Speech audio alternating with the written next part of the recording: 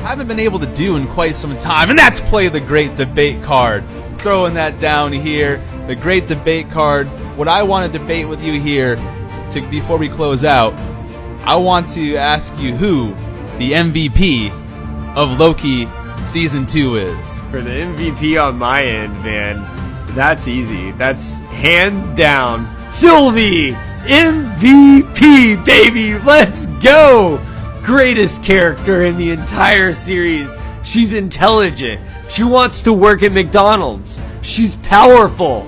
She saved the day because in the very end, Ravonna Renslayer was coming after everybody, and she showed up with the sword, and she could have killed Victor Timely in front of everybody, and she chose to let him go through the time door. If Victor Timely gets stabbed by Sylvie and she does it again, and she doesn't make the choice on her own to go against her own previous wishes, then everyone is screwed again, even though she's the one that got them into this situation.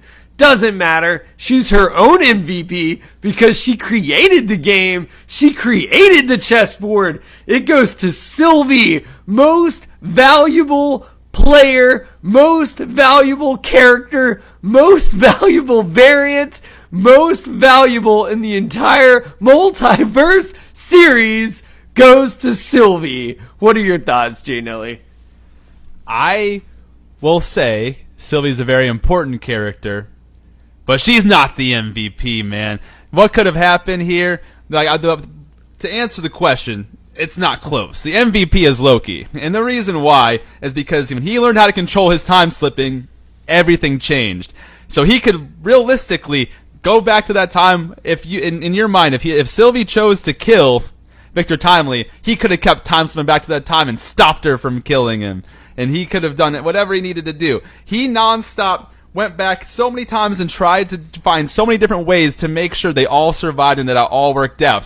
He went back in time, learned all there is to learn about physics and engineering and all that great stuff. He took centuries to learn it. And then when they saved the loom, it still wasn't enough because you can't scale for infinite. The loom broke anyways. So then he goes back and tries to stop Sylvie from killing Who Remains, has this big conversation with him, realizes he's got to kill Sylvie or else it's all fucked.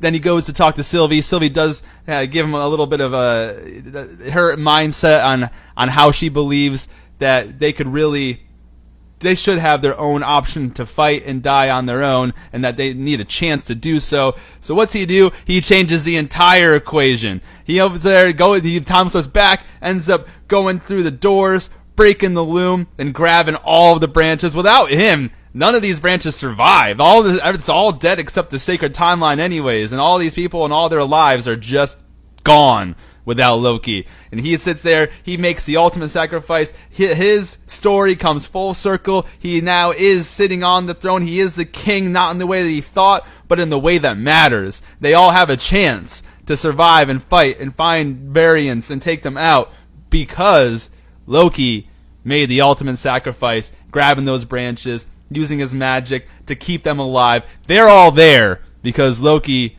made a tough choice. He is the MVP in my eyes.